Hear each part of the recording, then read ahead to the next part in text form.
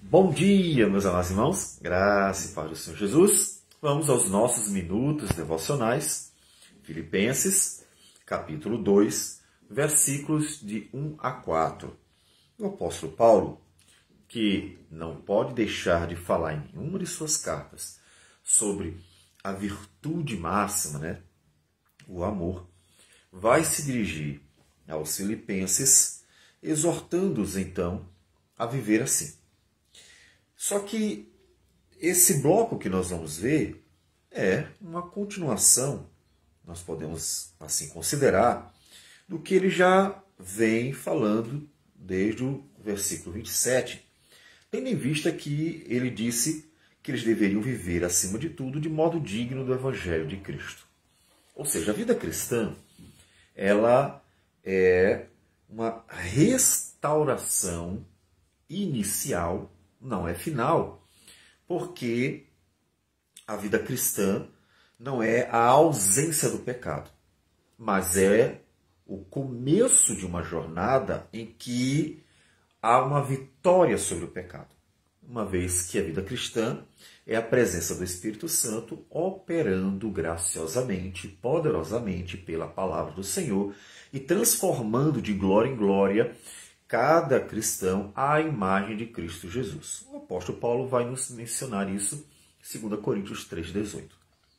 Então a vida cristã é a restauração inicial do ser humano para sermos a imagem e semelhança de Cristo. Ou seja, fomos criados à imagem e semelhança de Deus, fomos. Todo ser humano é imagem e semelhança de Deus. Mas o pecado, ele contaminou o ser humano e todas as suas faculdades. Por isso que temos aquela crise existencial humana, que é, ao mesmo tempo, ter a imagem de Deus, que é 100% boa, mas, ao mesmo tempo, contaminada pelo pecado. Logo, ela já não está, portanto, 100% boa. Seria em Adão e Eva, quando eles não haviam pecado ainda. Então, o ser humano tem essa crise. E a conversão é o operar de Deus, tendo justificado o homem por meio de Cristo Jesus na cruz do Calvário, é o operar de Deus restaurando essa imagem.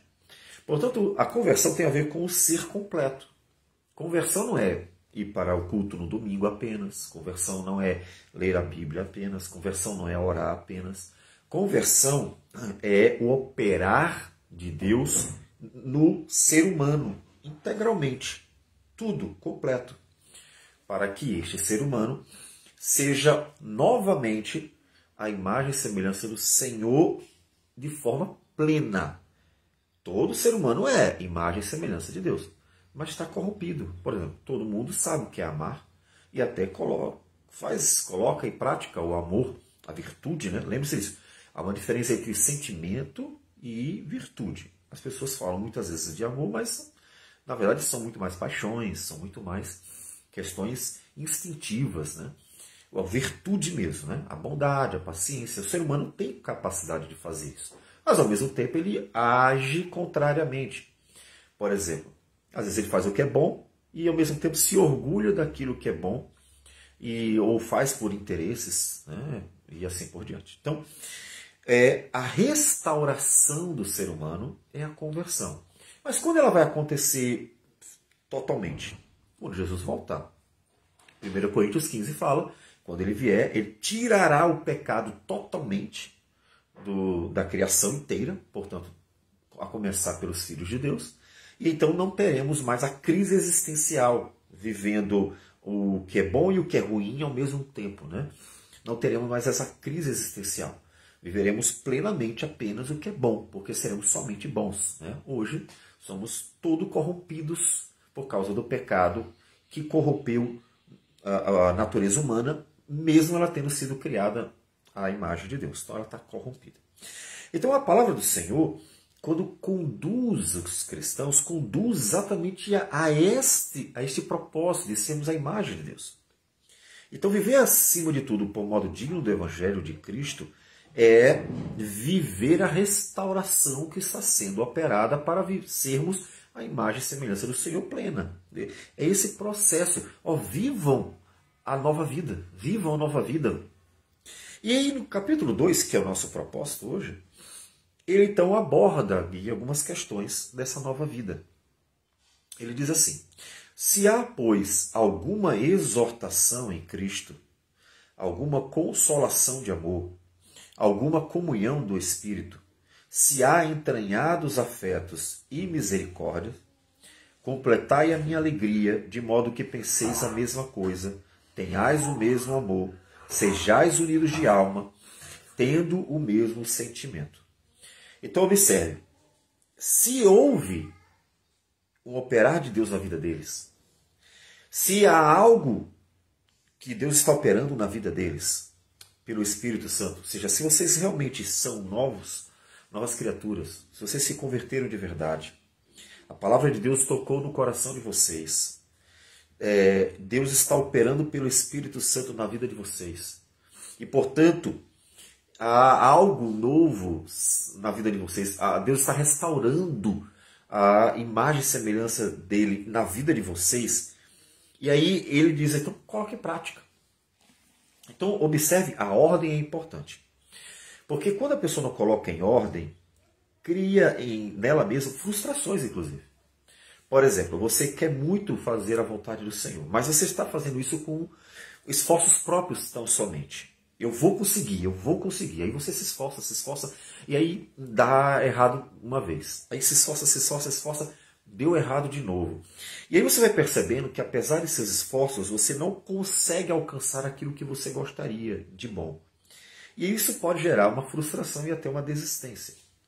É preciso colocar as coisas em ordem. Observe que o apóstolo Paulo diz, se Deus está operando na vida de vocês, se vocês nasceram de novo, se algo realmente divino está acontecendo na vida de vocês, então vivam isso.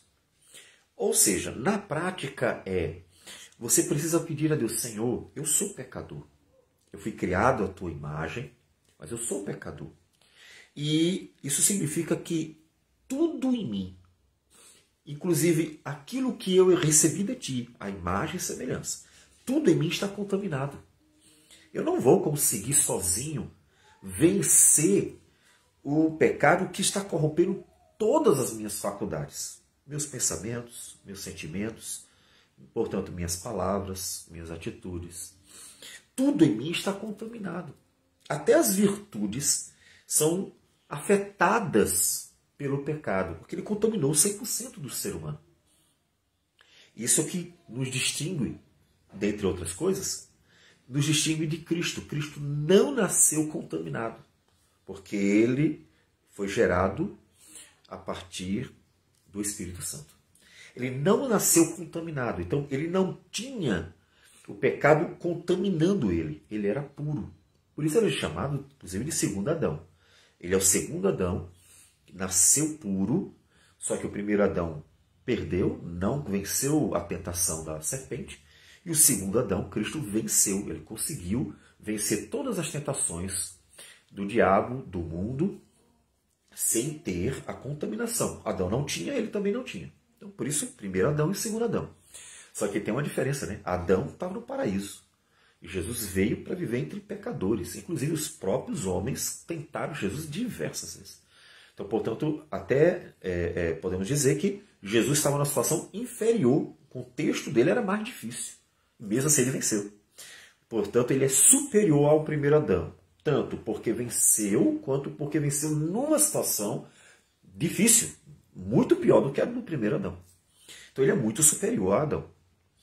Então, nós temos isso. Então nós pedimos a Deus, Senhor, eu reconheço, eu não vou conseguir sozinho. Mas o teu filho venceu o pecado, teu filho venceu a morte e nos deu, por meio de sua ressurreição, a vida dele, nos enviando o Espírito Santo para nós vencermos o pecado. Então, Senhor, pelo teu Espírito, opera na minha vida. Restaura em mim aquilo que é a tua imagem, que foi nos dada desde o início. Porque o homem foi criado à imagem e semelhança do Senhor. Para que, pelo operar do teu Espírito Santo, pelo operar da tua palavra, eu consiga viver a beleza da vida em Cristo Jesus, que é a nova vida. Então, quando você coloca a coisa em ordem, você vai dependendo do Senhor e confiando no Senhor e esperando no Senhor e vai vivendo a vida nessa relação contínua com o Senhor. E aí duas coisas acontecem. Primeiro, você sabe que não está sozinho, que o Senhor estará operando e Ele vai operar. Ele estará operando. Chama-se santificação. Segundo lugar, à medida que você vai conseguindo viver a beleza da nova vida, você vai glorificando o nome dele. Você não vai se orgulhando de si mesmo, se gabando de ser melhor que os outros, e assim começar a ter em si mesmo a visão de alguém mais santo, por exemplo, que aí já é um pecado, né? O orgulho é pecado, o soberbo é pecado, vaidade é pecado. Isso já são pecados, já deixou de ser, portanto, uma virtude, uma coisa boa. Você não vai fazer isso porque você sabe que você está vencendo, porque Ele está operando na tua vida. Porque Ele está transformando você. Porque Ele está fazendo algo e você está conseguindo viver a beleza da nova vida por causa dele. E aí, por isso que a ordem precisa ser essa. A dependência do Senhor. Aí sim. O que se faz? Qual é a consequência do fato de que a palavra está operando na vida do cristão, o Espírito Santo está operando na vida do cristão, e aí, portanto, o fruto do Espírito, né, vai se manifestando na vida do cristão. Lembrando aqui, Gálatas 5, 22, mas o fruto do Espírito é amor, alegria, paz, longanimidade, benignidade, bondade, fidelidade, mansidão, domínio próprio. Então o fruto do Espírito vai aparecendo, vai se manifestando. E aí, naturalmente, aparecem os resultados. E aí as implicações são, veja que ele diz, completai a minha alegria. O apóstolo está querendo ver neles não apenas uma igreja organizada, importante. Eu tenho falado isso muitas vezes porque está vivendo esse cristianismo institucionalizado novamente. Isso aconteceu, e aí pode ser visto no dia da Reforma Protestante, quando o cristianismo estava profundamente institucionalizado, corrompido politicamente, e por isso a Reforma Protestante foi necessária. E os nossos dias são semelhantes, ou talvez até piores do que aqueles dias, porque é muito mais amplo, e tem expressões muito diversificadas, né, do problema. E veja que não é só organizar uma igreja. O apóstolo Paulo quer que eles alegrem o coração dele com uma manifestação, com um fruto, demonstrando que realmente se converteram. A alegria do apóstolo Paulo é ver uma igreja de verdade, cristãos de verdade. Ou seja, a igreja ela não se manifesta quando está no domingo reunida. É muito fácil ir nos domingos, é muito fácil ir para o culto, e durante a semana ser caloteiro, durante a semana prejudicar as pessoas, durante a semana está fazendo mal, durante a semana está criando problemas e assim por diante. Ou seja, não é só ir para o culto, é viver a beleza da nova vida, é ter o prazer naquilo que é bom, que é justo, que é honesto, que é íntegro, é cumprir suas obrigações, é ser bondoso com as pessoas e assim por diante.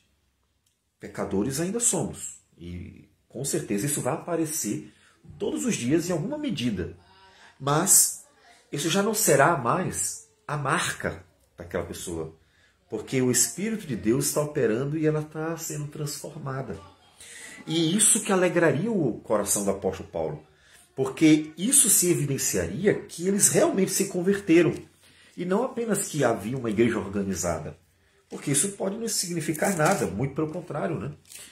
Em Apocalipse, Laodiceia é uma igreja que Jesus está a ponto de vomitá-la, ou seja, numa igreja organizada, mas que está perdida, inclusive uma igreja de pessoas ricas. Normalmente a Bíblia fala que os ricos são problemas, porque o dinheiro ele sobe a cabeça, né? E aí, o homem que tende ao orgulho, à vaidade, ele se vende pelo dinheiro e então começa a achar que aquilo é um símbolo de bênção divina, quando muitas vezes não é. E veja aqui em Tessalônica, ele diz assim, damos sempre graças a Deus por todos vós, mencionando-vos em nossas orações e sem cessar recordando-nos diante de nosso Deus e Pai da operosidade da vossa fé, da abnegação do vosso amor e da firmeza da vossa esperança em nosso Senhor Jesus Cristo. Reconhecendo, irmãos, amados de Deus, a vossa eleição. Então, o que fez com que ele tivesse a alegria da certeza de que ali realmente havia cristão. Cristãos estavam presentes naquela cidade. O fruto. E é o mesmo que ele está querendo em Filipenses, na cidade de Filipos. Ele quer que eles mostrem pela vida deles que realmente Deus operou na vida deles. Pense nisso. Você mostra para todos que Deus está operando na sua vida, de que você está andando com Deus por causa da transformação da sua vida. Você não será perfeito enquanto Jesus voltar. Ou seja, não espere perfeição, nem sua, nem de outros. Mas você verá transformação. Você verá mudanças. Você verá que você vai abandonando pecados e vai amando aquilo que glorifica a Deus. Você vai desejando mais andar com o Senhor e vai perdendo interesse pelas coisas que desagradam o Senhor. Ou seja, vai haver paulatinamente a transformação. Portanto, essa é a razão da alegria para o apóstolo. Uma verdadeira marca de cristão, genuína conversão. E veja que a relação deles, aí nós temos dois pontos. E como ele veria essa marca? Tem o indivíduo que vive a honestidade, a paciência, a bondade, o amor. Claro, tudo isso tem uma relação, mas parte do indivíduo. E isso tudo relacionado à igreja coletiva. Então, ele tanto quer ver cada um vivendo a transformação do Senhor, opera neles, como a igreja como corpo. Então, o apóstolo Paulo, ele sempre vai abordar a questão do corpo de Cristo, onde as virtudes vão ser demonstradas, onde a vida, a nova vida vai ser vivenciada, ainda que não só na igreja, né? Não é para ser uma pessoa junto com os cristãos e outra no mundo, de forma alguma. Mas é nesse corpo que eles vão mostrando também essa nova vida, vão vivenciando. Veja os resultados. De modo que penseis a mesma coisa, a unidade do corpo. Aí você diz assim, pensar a mesma coisa, então todo mundo tem que gostar de azul, todo mundo tem que gostar de lasanha, todo mundo tem que gostar das mesmas coisas? Não. A grande questão é que Deus tem para nós uma doutrina, um ensinamento, um modo de viver. Deus tem para nós o mesmo objetivo, a vida eterna, o propósito de vida, glorificar o seu nome. Então, a nova vida, ela tem um direcionamento dado por Deus e, portanto, pensar a mesma coisa é todo mundo estar realmente sendo guiado pelo Espírito Santo, falando pela palavra do Senhor. Não é gostar das mesmas coisas. Dentro de uma igreja, uma pessoa pode querer paredes brancas, outro azul, outro verde, outro amarelo e assim por diante. Isso é natural. Até, inclusive, eu diria, isso vem de Deus. A diversidade, as diferenças vêm de Deus. Foi Deus quem criou todos os seres vivos. E veja quão diferentes eles são. Foi Deus que nos criou e veja quão diferentes nós somos. A diferença, ela vem de Deus. Mas o ter o mesmo pensamento é ser guiado pela mesma palavra que é aplicada e ensinada pelo Espírito Santo. Então, de fato andar junto, andar pensando no Senhor. Todo mundo está com o Senhor, todo mundo está com o Senhor. Lembrando aqui o que o apóstolo Paulo disse em sua carta de Efésios, quando ele menciona no capítulo 4 que deveriam eles se esforçar diligentemente por preservar a unidade do Espírito no vínculo da paz. O que há? Há somente o corpo, um Espírito, como fostes chamados em uma só esperança da vossa vocação. Há um só Senhor, uma só fé, um só batismo, um só Deus e Pai de todos, o qual é sobre todos, age por meio de todos e está em todos. Então veja que há uma unidade. Todo mundo conduzido por essa unidade. Tenhais o mesmo amor e sejais unidos de alma, tendo o mesmo sentimento. Então, veja, o amor é um só, virtude. A palavra de Deus é uma só. O Espírito de Deus é um só. Então, se eles foram realmente convertidos, então eles estariam sendo conduzidos durante a vida toda pelo mesmo Deus. Não são vários deuses. Não há várias doutrinas diferentes ou opostas. A Bíblia é a mesma, né? A doutrina, pensando aqui no conjunto, é a mesma. Então todo mundo deveria estar andando junto. Todo mundo deveria estar movido pelo Espírito e pela palavra, andando junto. E aí ele diz, nada façais por partidarismo ou vanglória, mas por humildade, considerando cada um os outros superiores a si mesmo. Então, veja que o objetivo dele, nos versículos anteriores, era que eles lutassem juntos pela fé evangélica. Ou seja, eles deveriam realmente estar com um propósito bem focado, que era estar proclamando a glória de Deus, anunciando o evangelho da salvação do Senhor. E aí agora ele diz assim, olha, não crie divisões, não façam por partidarismo. Esse é o lado negativo, né, da cristandade pós-reforma, quando começam a surgir as denominações. A princípio, o propósito era apenas ter igrejas nacionais. A ideia não era o que nós temos hoje. Mas surgiu o que nós temos hoje. E o que nós temos hoje são grupos muito variados dentro do mesmo cristianismo.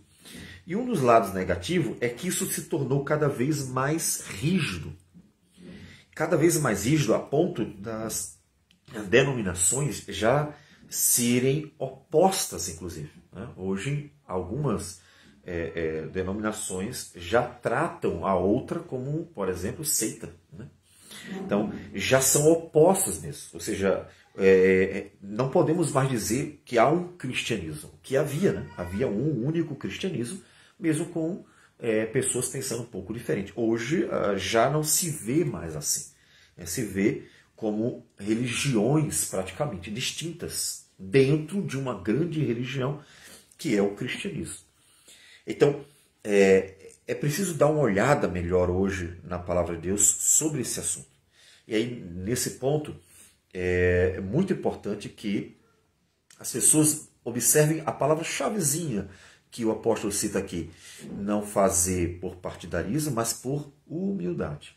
Que é um ponto que veremos depois, em um segundo momento, não hoje, quando ele cita Cristo como o exemplo de humildade.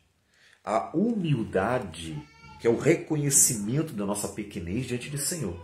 Aí veja aquilo que eu falei antes. Quando você reconhece que você eu sou pecador, e o que eu sou é pela graça do Senhor que me salvou. Então, a nova vida, né, mencionando a nova vida, é um fruto da graça divina. Isso naturalmente exige, meio que obriga a pessoa à humildade, porque você não fez nada para se salvar. Você não morreu na cruz por si mesmo. Você não é o Espírito Santo que opera nos nossos corações. Você não realizou a obra da salvação. Então, nós somos obrigados à humildade. Na verdade, somos humilhados pela nossa condição miserável diante de Deus. Então, a humildade ela é fundamental, porque a humildade é o reconhecimento de que, na verdade, dependemos totalmente de Deus. E não só eu, mas ele, ela, e assim vai por diante. Então, a humildade diante do Senhor ajuda, porque a humildade é uma das virtudes que une. Né? A gente pensa sempre no amor como a virtude que une, mas a humildade é uma virtude que une. Porque a humildade sempre faz com que a pessoa esteja diante do outro com simplicidade, esteja pronta para servir, A humildade faz com que ela valorize o outro. A humildade faz com que ela não queira ser melhor. Então a humildade é uma virtude que une, possibilita relacionamentos nas diferenças. Ah, todo mundo aqui seria igual? Não. Todo mundo estaria unido pelo mesmo amor, o amor do Senhor, pela mesma doutrina, pela mesma palavra. E a humildade possibilita que na diversidade haja união. Porque na diversidade há sim pessoas que sabem mais, há pessoas que sabem menos. Há pessoas com dons e capacidades X e outras Y. Diferenças e diferenças que às vezes significam um pouco mais, um pouco menos. Ou até muito mais, ou muito menos. Mas a humildade possibilita um relacionamento agradável, porque todos estão prontos a valorizar o outro, estão prontos a abençoar o outro, estão prontos a negar-se a si mesmo, a se esvaziar. É fundamental isso. O orgulho mata mesmo, porque a pessoa sempre se considera melhor do que o outro. E a humildade faz o oposto. O orgulho é o oposto da humildade. A humildade, ela se esvazia de si mesma. Às vezes até é. A pessoa sabe muito mais, só que ela não precisa dizer, porque a humildade é uma manifestação de maturidade cristã. É uma manifestação de espiritualidade, porque é um fruto do Espírito, é uma virtude. E a humildade, portanto, une as pessoas. Eles deveriam pensar nisso. Querem mostrar-se maduros na fé? Uma das expressões de maturidade, uma delas é a humildade. Não tenha cada um em vista o que é propriamente seu, senão também cada qual o que é dos outros. Ou seja, a ideia não é, ficar cuidando ou olhando, ambicionando as coisas dos outros, mas é estar preocupado com os outros, estar pensando no bem-estar do outro, ou seja, não ser egoísta, em outras palavras. Não sejam egoístas, não pensem só em si mesmo. Então observe que pelo operar do Senhor, eles viveriam essas coisas. Eles viveriam um amor que é prático. E vejam que, como todas as virtudes, como nós já dissemos em outro momento, todas as virtudes, elas andam juntas. Não é possível você falar que tem uma virtude e não tem as outras virtudes em nenhuma medida. Porque os atributos de Deus, as virtudes, elas são como um conjunto. Elas são um grupo. Todas elas andam juntas. Todas elas estão no mesmo grupo. Por isso que é o fruto do Espírito e não os frutos do Espírito. É um único. Todas elas fazem parte do mesmo conjunto. Se há realmente uma virtude, verdadeiramente uma virtude, haverá as outras também. Se há uma de verdade, profundamente, todas as outras também. É claro que todas vão ser aperfeiçoadas, vão ser aprendidas, vão ser colocadas em prática. Mas como elas são parte de um único grupo, de uma única coisa, uma unidade, então elas andam juntas. E por isso, onde há amor, há humildade. Onde há amor, há negação de si mesmo, entre outras coisas mais. Veja, isso é importante. O apóstolo Paulo, em todas as suas cartas, ele vai escrever sobre essa relação, esse relacionamento e essa vida vivida pelo poder, pela graça do Espírito de Deus, operando no cristão pela palavra. Significa que ser um verdadeiro cristão não é só crer na doutrina. Eu creio em Deus Pai, Deus Filho, Deus Espírito Santo. Eu creio nas doutrinas, eu sou ortodoxo.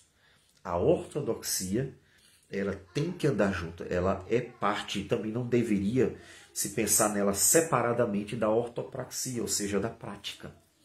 Portanto, a vida cristã, como o apóstolo Paulo nos mostra em todas as suas cartas, é um conjunto que é o crer e o viver.